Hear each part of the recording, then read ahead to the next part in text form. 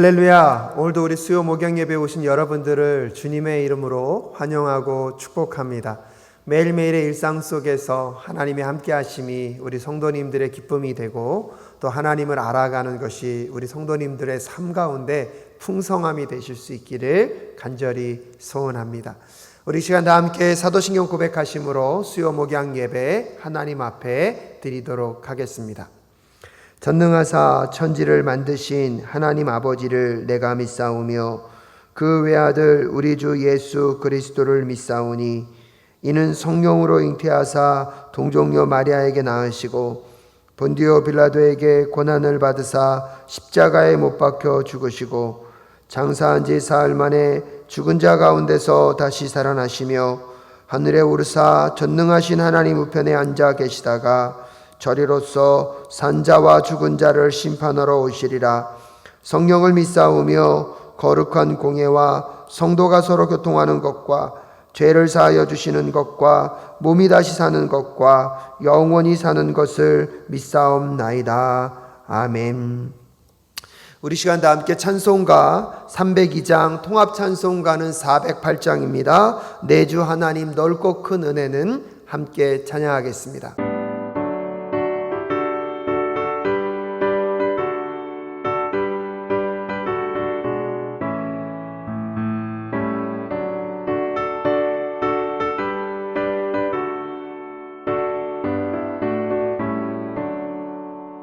내 주 하나님 넓고 큰 은혜는 저 큰 바다보다 깊다. 너도 다 주를 길러 깊은 데로 저 한가운데 가보라. 언덕을 따라서 창가에 배 띄워 내 주 예수 은혜의 바다로 내 맘껏 져가라. 왜 너 인생은 언제나 거기서 저 큰 바다 물결 보고 그 밑 모르는 깊은 바다 속을 한번 헤아려 한번 언덕을 따라서 창가에 배 띄워 내 주 예수 은혜의 바다로 내 맘껏 져가라.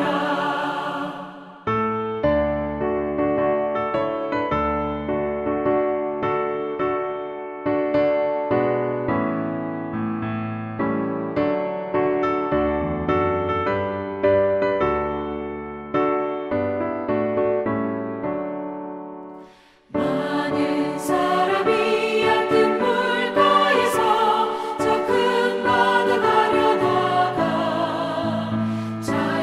찰싹거리는 작은 바다 보고 마음 약하여 못 가네.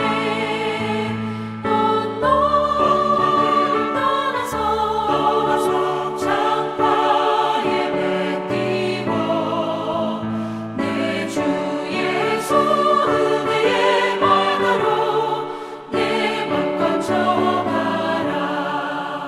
자 곧 가거라 이제 곧 가거라 저 큰 은혜 바다 향해. 자 곧 내 너를 저 깊은 데로 가라. 망망한 바다로 언덕을 따라서 창가에 배 띄워 내 주 예수 은혜의 바다로 내 맘껏 져가라.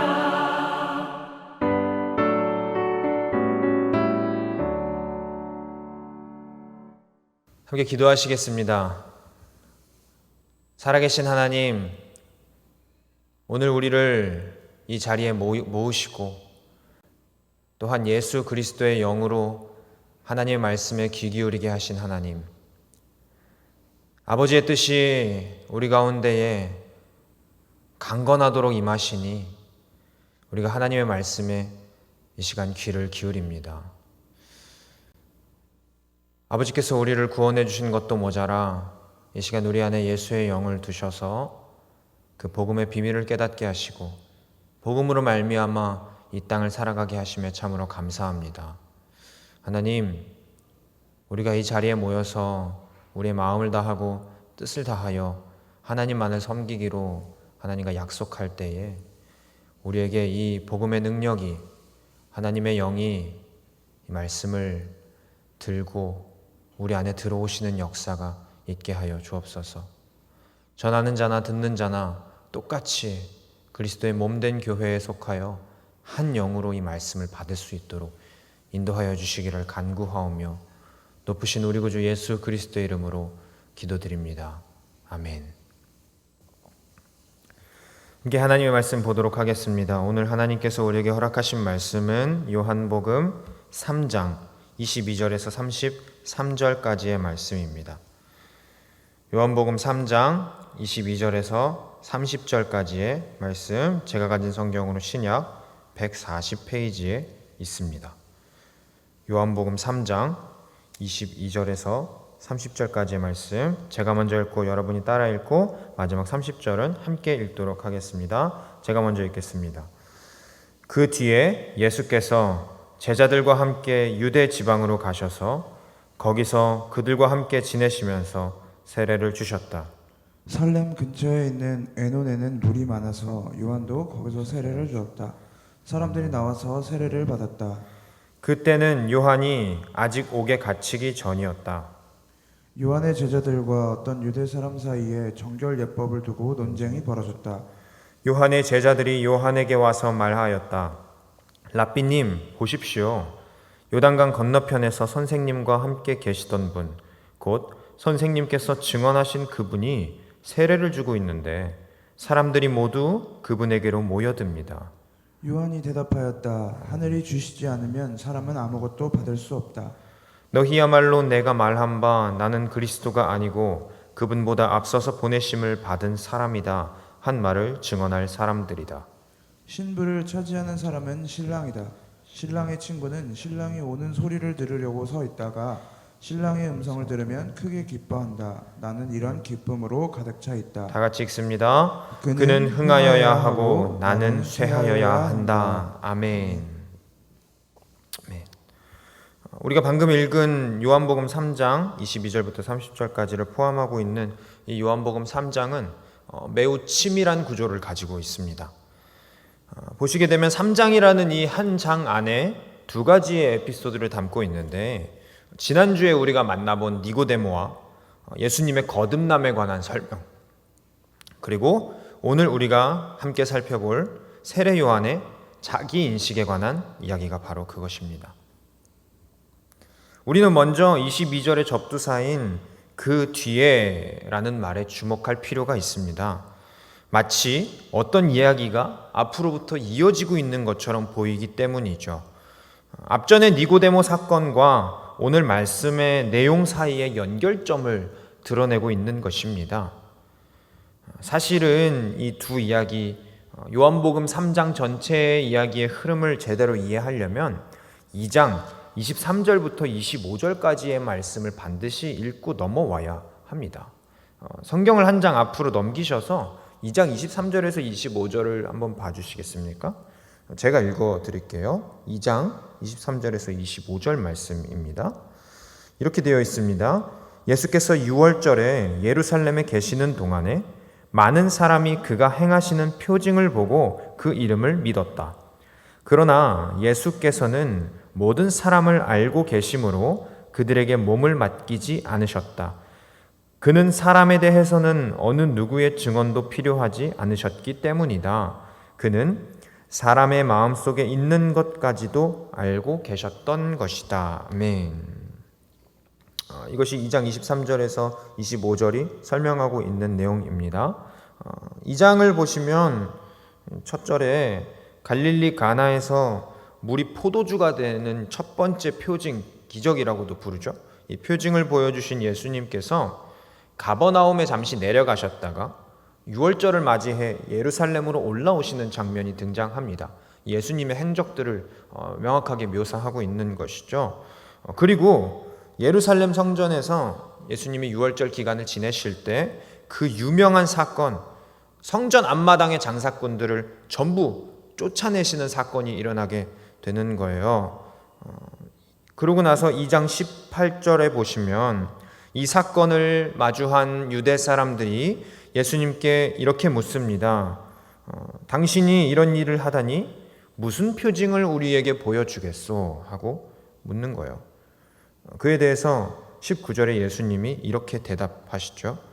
성전을 허물면 내가 사흘 만에 세우겠다. 우리가 알다시피 이 말씀은 예수님의 육체가 허물어지신 뒤, 예수님이 십자가에 죽으신 뒤 사흘 만에 부활하시겠다라는 것을 비유적으로 표현하신 말씀입니다.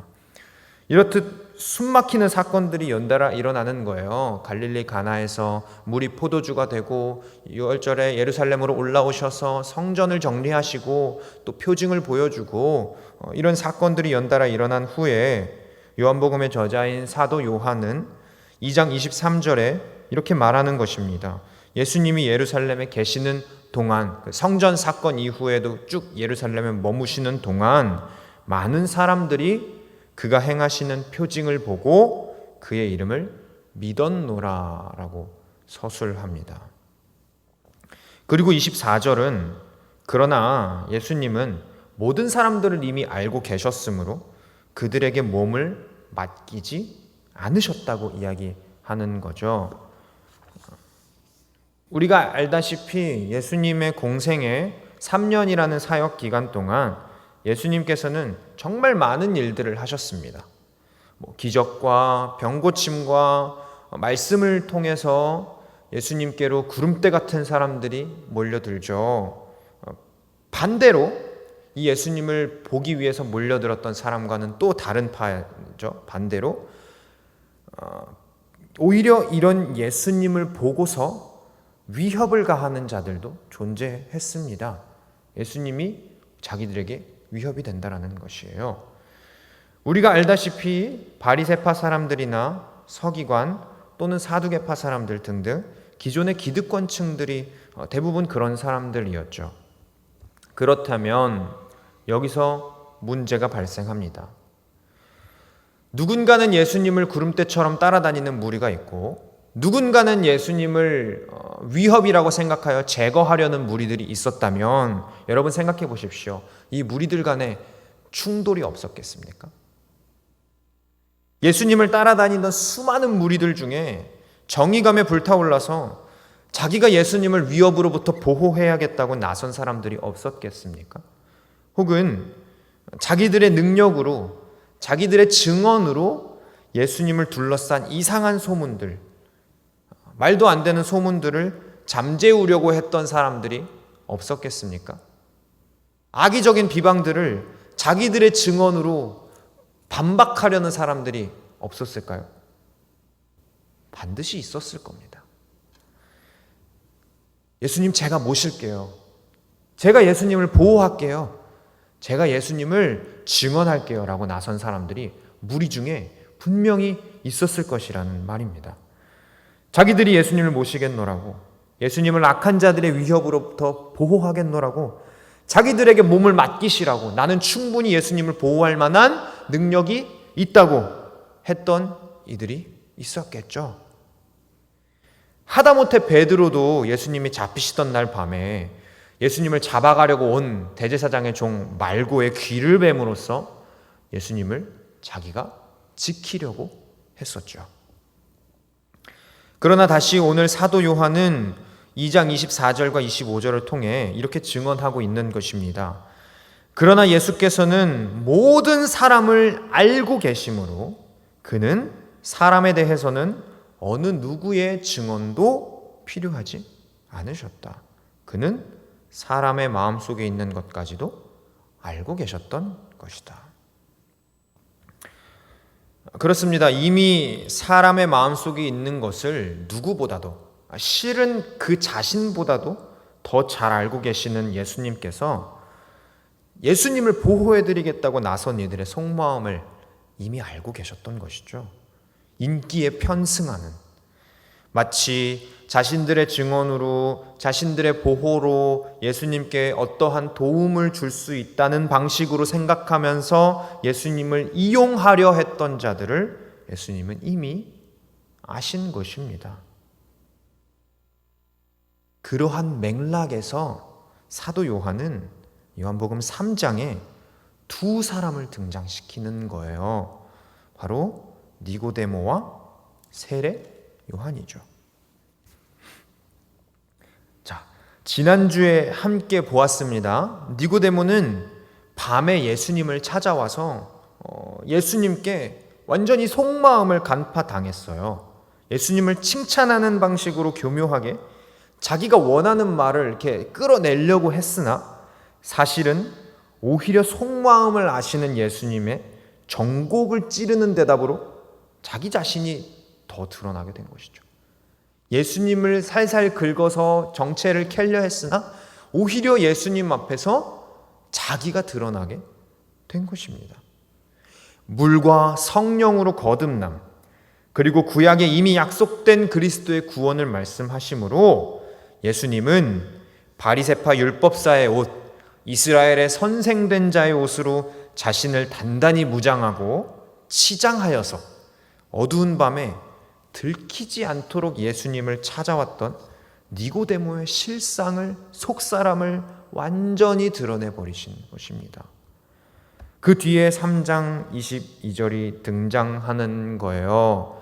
예수님은 예루살렘에서 내려와 유대 지방으로 가셔서 제자들과 함께 세례를 주셨습니다. 자, 4장 2절에 보시게 되면 요한복음 4장 2절이에요. 그래서 사실 예수님이 직접 세례를 주신 것이 아니라 제자들이 세례를 주신 것이라고 나오죠. 이제 요건 몰랐지 하는 식으로 이제 부연 설명을 합니다만 3장에서는 예수님과 세례 요한의 이야기를 대비해서 보여주기 위해 굳이 그 내용을 넣지는 않은 것으로 보입니다. 제자들로 대표되는 예수님, 어쨌든 제자는 스승의 모습을 반영하기 때문에 예수님께서 유대 지방에서 세례를 주실 때 세례 요한도 이 살렘 근처의 에논이라고 하는 요단강 지역에서 세례를 주고 있었습니다. 예루살렘보다는 살짝 위도상으로 위에 있습니다.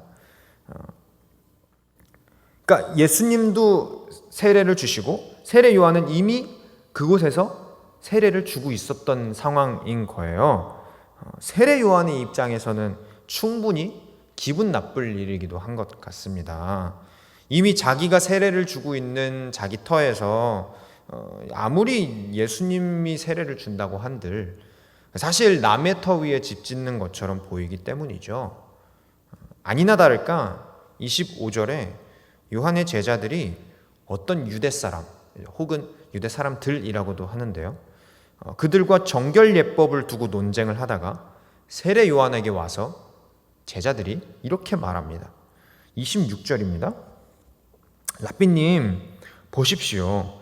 요단강 건너편에서 선생님과 함께 계시던 분, 곧 선생님께서 증언해 주신 그분이 세례를 주고 있는데 선생님 놀라지 마세요. 사람들이 모두 그분에게로 모여듭니다. 어떻게 하면 좋아요? 우리 장사 이제 끝났어요. 요한의 제자들은 마음이 좀 상했나 봐요. 자기들의 스승이 아무래도 먼저 세례를 주기 시작했는데 아무리 요즘 좀 뜨는 예수님이라지만 그것도 자기들의 스승한테서 증언을 받았으면서 어떻게 자기들의 자리를 빼앗을 수 있냐는 것이죠.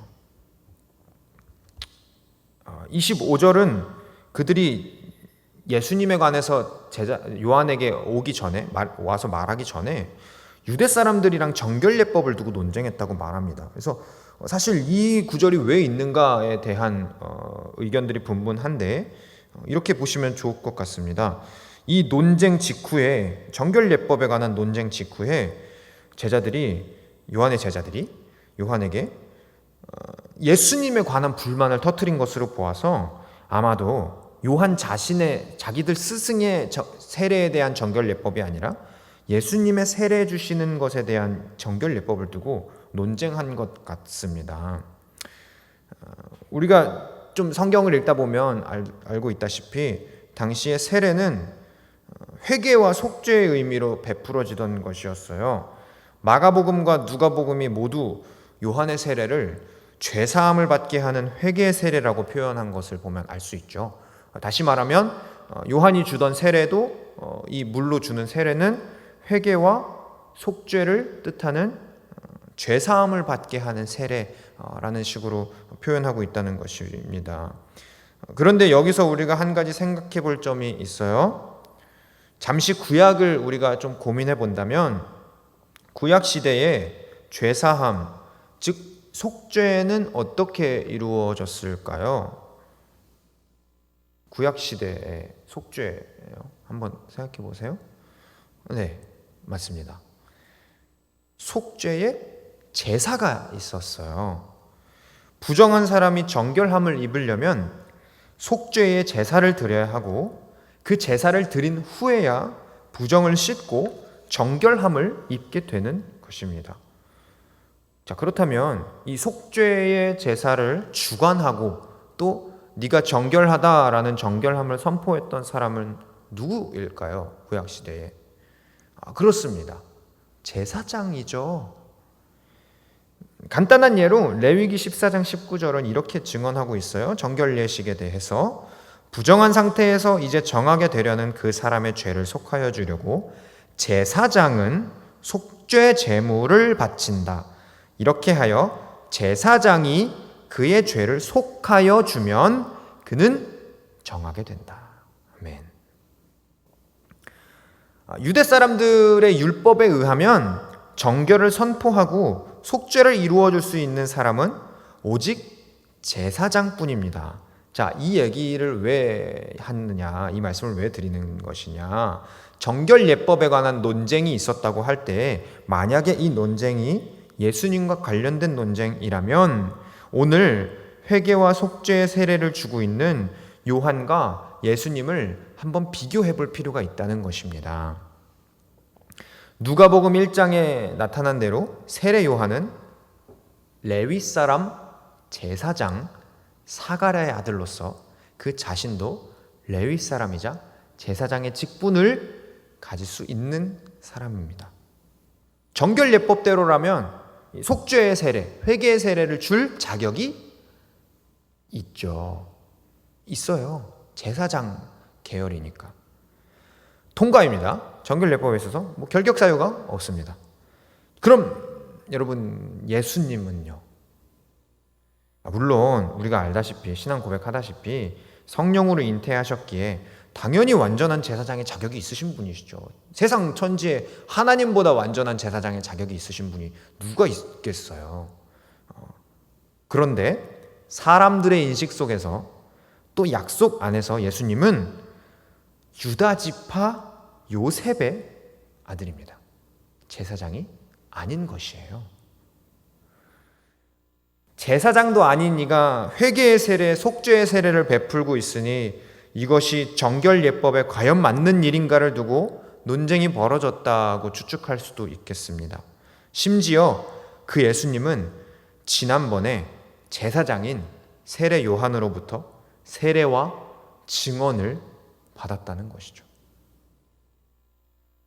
그럼에도 불구하고 사람들이 점점 자격도 있고 예수님을 직접 증언해 준 요한이 아닌 오히려 증언을 받은 예수님께로 모여드니 요한의 제자들이 얼마나 답답하겠어요.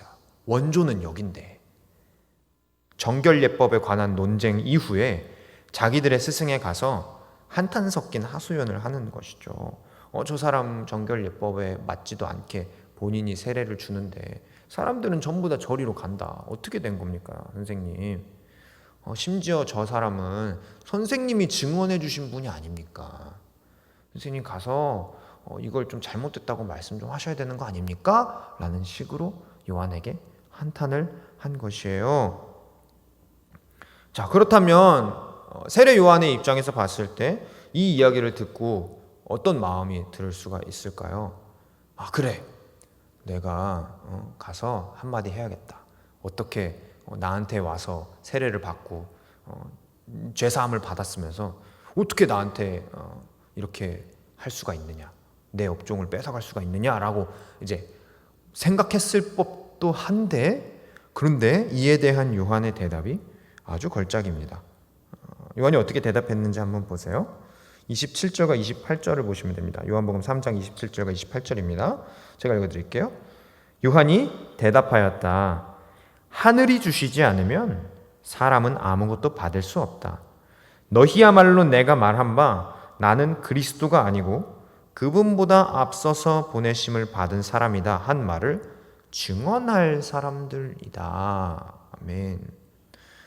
그렇습니다. 세례 요한은 자기가 누구인지 명확하게 알았던 거예요. 심지어 자기가 예수님을 증언하였음에도 불구하고 예수님이 자기의 증언을 필요로 하지 않으시는 분이라는 사실도 알았습니다. 왜냐하면 예수님은 사람인 세례 요한에게 직접 이 모든 것을 알려주신 하늘로부터 오신 분이기 때문이라는 거예요. 그러므로 예수님이 알려주시지 않았다면 세례 요한 자신도 예수님을 증언할 수 없었다고 말하는 것입니다.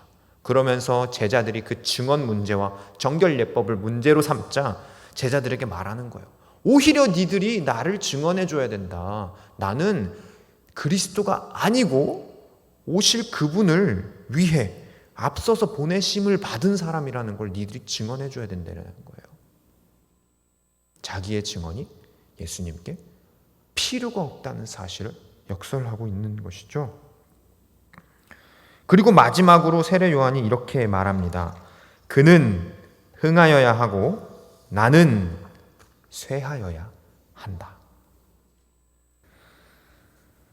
조금 딱딱하게 성경의 맥락을 따라서 이렇게 쭉 같이 읽어보았어요. 근데 이 요한복음 3장 부분은 통으로 맥락을 보셔야 사실 이해가 됩니다. 이 개별적인 내용들이 어떤 뜻을 담고 있는 것인지. 예수님이 사람에 대하여 이미 모든 것을 알고 계시기에 누구의 증언도 받으시거나 몸을 의탁하실 필요가 없다는 것과, 그런 예수님 앞에 자신을 감추며 포장하는 방식으로 예수님을 이용하려 했던 니고데모의 이야기와, 예수님의 적법성을 의심하며 요한의 증언이 예수님께 어떤 긍정적인 영향을 미쳤으리라 생각했던 세례 요한의 제자들과, 오히려 자기는 그리스도가 아님을 적나라하게 드러내면서 자신에 대한 증언을 부탁하는 세례 요한까지. 사랑하는 사랑교회 성도 여러분, 이 맥락을 잘 보시게 되면 요한복음 3장은 이미 사람의 속을 다 아시는 예수님께 자신의 속이 전부 드러나는 일로 가득합니다. 이것이 복음의 능력입니다. 복음은 오직 예수가 그리스도, 우리의 유일하신 구원자, 하늘로부터 오신 하나님의 아들이시라는 사실이요, 복음의 능력은 곧 그리스도이신 예수 앞에 설 때에 모든 이의 모습이 낱낱이 드러나게 되는 것입니다. 니고데모는 감추었으나 세례 요한은 다 드러냈습니다. 니고데모는 어두운 밤에 몰래 찾아왔으나 세례 요한은 밝은 대낮에 그곳에 모인 모든 이들에게 자신은 그리스도가 아니고 오히려 지금 자기에게 세례를 받겠다고 찾아온 예수가 그리스도이심을 증언할 수밖에 없었습니다. 진정한 겸손은 있는 것을 감추는 것이 아니라, 아는 것을 모르는 것처럼 포장하는 것이 아니라, 없다는 사실을 밝히 드러내고 모르는 것을 모른다고 솔직히 말하는 데서 출발합니다. 그런 의미에서 오늘 세례 요한은 예수님께 대하여 진정한 겸손의 자세를 보인 것이죠. 그러나 그마저도 이렇게 증언하고 있는 것입니다. 하늘로부터 주지 아니하셨다면 이 겸손한 자세조차도 깨달을 수 없다는 것입니다. 복음의 능력 앞에, 복음의 그 비밀 앞에 자신을 내어드릴 수밖에 없었다는 것이죠. 사랑하는 여러분, 오늘 우리의 모습을 돌아보시면 이미 우리의 속 사람을 다 아시는 예수님 앞에 혹여라도 감추고 포장하고 있는 모습이 있지는 않습니까? 혹은 이미 다 아신다는 사실에 기대어서 굳이 드러내고 싶지 않은 마음을 핑계대고 있지는 않습니까? 사랑하는 여러분, 예수님이 기다리고 계십니다. 이것이 핵심입니다. 예수님이 기다리고 계신다는 거예요. 우리의 자격 없음을, 우리 자신의 적나라한 모습을 이미 다 알고 계심해도 깨닫게 하시며 여전히 우리의 입술로 그것이 고백되어지기를 기다리는 예수님만큼 우리가 또 의지하고 마음 놓고 우리의 마음을 드러낼 수 있는 분이 또 있겠습니까? 그러므로 예수님께 나아오십시오. 복음 앞에 마음을 감추지 마십시오. 친히 사람의 마음을 아시고 그 마음속에 감춘 악한 것을 다 밝히 드러내시면서도 오히려 자기를 내어주셔서 감추었던 모든 것을 없이 하시겠다는 예수님께 나아오십시오. 그렇게 된다면 그동안 꽁꽁 감추어졌던 나의 진정한 모습이 완전히 드러나고서도 두 가지 사실로 인하여 우리는 부끄러움 대신 두려움 대신 기쁨과 만족을 얻게 될 것입니다.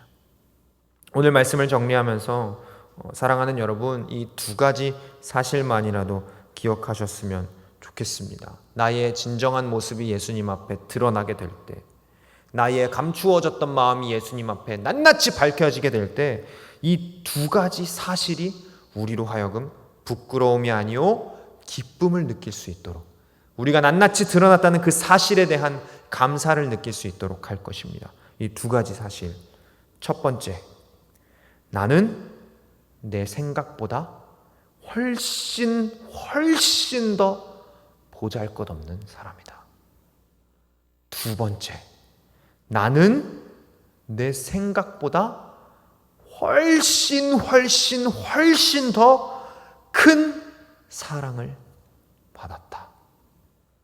이 두 사실로 인하여서 드러난 자신 앞에 서실 때에 예수님의 증언을 받으시고 예수님의 그 낱낱이 살피시는 마음의 눈빛을 받으시고 오히려 그에게 낱낱이 드러내시며 그를 믿으셔서 예수님이 말씀하신 대로 예수님께 나아가 그가 본 것과 들은 것을 우리에게 증언하실 때에 세례 요한과 같은 진정한 겸손으로 감추는 것 없이 예수님께 낱낱이 자신을 내어드릴 수밖에 없게 되는, 그리고 그를 통하여 참되신 하나님과의 관계를 회복하게 되는 저와 여러분 다 되시길 높으신 예수님의 이름으로 축원합니다. 우리 다 같이 요한복음 3장 31절에서 36절까지의 말씀 마지막으로 읽은 후에 말씀을 마치도록 하겠습니다. 세례 요한이 예수님에 관하여서 이렇게 증언하고 있습니다. 요한복음 3장 31절에서 36절까지 함께 읽습니다. 시작. 위에서 오시는 이는 모든 것 위에 계신다. 땅에서 난 사람은 땅에 속하여서 땅의 것을 말한다. 하늘에서 오시는 이는 모든 것 위에 계시고 자기가 본 것과 들은 것을 증언하신다.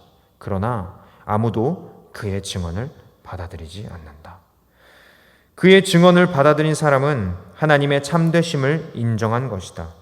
하나님께서 보내신 이는 하나님의 말씀을 전한다. 그것은 하나님께서 그에게 성령을 아낌없이 주시기 때문이다. 아버지는 아들을 사랑하셔서 모든 것을 아들의 손에 맡기셨다. 아들을 믿는 사람에게는 영생이 있다. 아들에게 순종하지 않는 사람은 생명을 얻지 못하고 도리어 하나님의 진노를 산다. 아멘. 잠시 기도하겠습니다. 사랑의 하나님, 그렇습니다.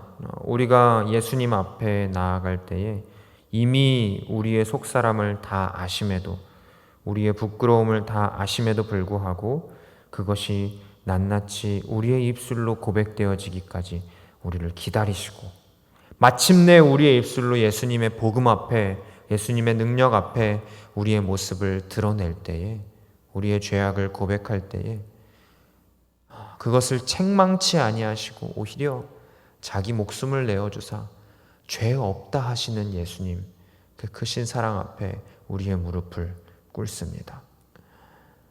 높으신 예수님의 이름이, 높으신 예수님의 그 능력이 우리의 증언은 조금도 필요치 않으심을 우리가 깨닫게 되었습니다. 그럼에도 불구하고 삶과 인간의 입술을 통하여 이 복음이 증언되기를 기뻐하시는 예수님의 그 사랑이 어찌나 우리에게 감사한지 모릅니다. 그러므로 사랑하는 예수님, 이 복음의 주인 되신, 복음의 원천 되신 예수 그리스도의 이름이 온 땅 위에 전파될 때마다 하나님, 듣는 자들이 듣고 예수님 앞에 나와 자신을 내어드리게 하여 주옵소서. 이미 우리를 꿰뚫어 보시고 모든 상황과 모든 시간들 가운데에 예수님을 깨닫도록 날마다 말씀하시는 주 하나님의, 우리에게 보내신 성령의 그 적용하심에 진심으로 감사드립니다. 그러므로 예수 그리스도의 말씀이 우리 안에 생명력으로 약동하여 몰아칠 때마다 하나님, 사랑하는 우리 사랑교회 성도님들의 가슴에 그 복음의 능력을 세우셔서 마침내는 예수님 앞에 나와 무릎 꿇고 자신의 모습을 기꺼이 고백하게 되는, 그 기꺼이 고백하는 사실로 말미암아 부끄러움을 얻는 것이 아니라 오히려 기쁨과 감사로 날마다 예수님과 동행할 수 있는 그런 사랑하는 우리 사랑교회 성도님들 다 될 수 있도록 인도하여 주옵소서. 너무나도 감사합니다. 우리에게 예수님을 보내주셔서 그 그리스도의 말씀을 깨닫게 하시고 복음으로 우리의 삶에 구원의 영을 적용하사 성령과 날마다 동행하는 성전으로서의 역할을 감당케 하시고 우리가 밟는 그 땅마다 어디나 예수의 이름이 증거되도록 인도하셨으니 하나님, 이것이 너무나도 감사한 일입니다. 우리 사랑하는 사랑교회 성도님들, 한 주 동안도 한 걸음씩 한 걸음씩 걸어가실 때에 그 걸음 가운데에 그리스도의 향기가 나게 하시고 예수님 앞에 자신을 내어드리고 살아가는 기쁨과 감사가 넘치도록 하나님 인도하여 주시기를 간구하오며 이 모든 말씀 우리 구주 예수 그리스도의 이름으로 간절히 기도드립니다. 아멘. 우리 이 시간에 찬송가 370장, 통합 찬송가는 453장입니다. 주 안에 있는 나에게 함께 찬양하겠습니다.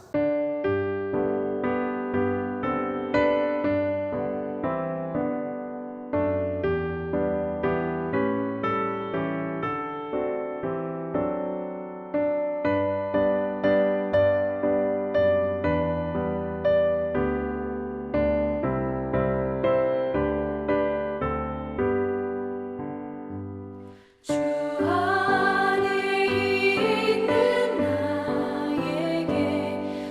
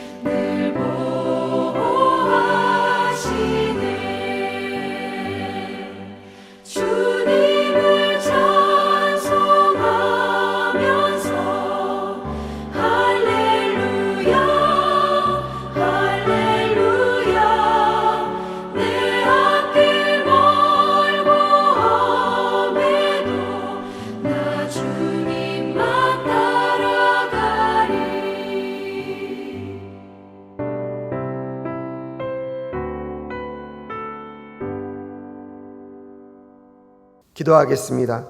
하나님 아버지 은혜를 감사합니다. 오늘도 수요 목양 예배를 통하여서 주의 말씀을 듣게 하시고 또 한 주를 살아가며 3일 동안 하나님과 어떠한 삶을 살아왔는지 돌아보게 하심에 주님 감사합니다.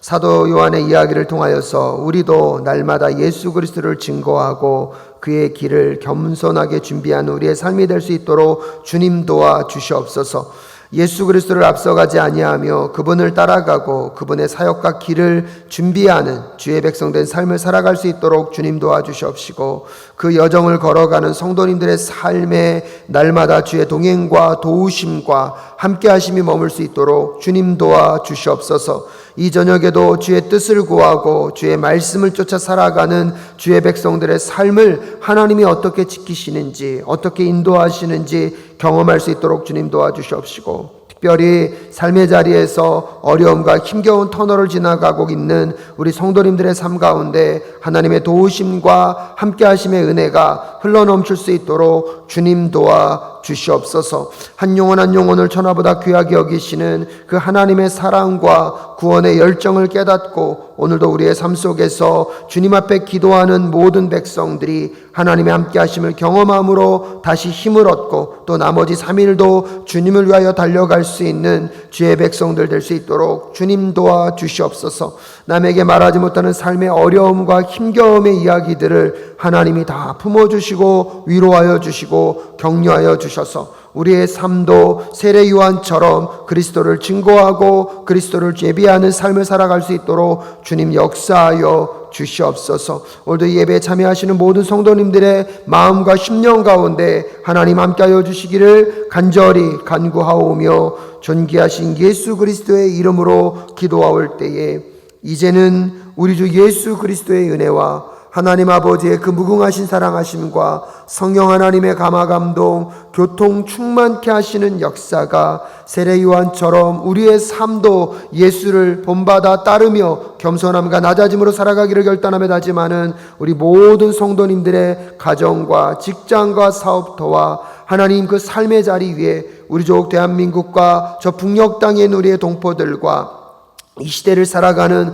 아버지의 백성들 위해 선교지에서 수고하고 계신 선교사님들의 삶 위에 지금부터 영원히 함께하옵시기를 간절히 축원하옵나이다. 아멘.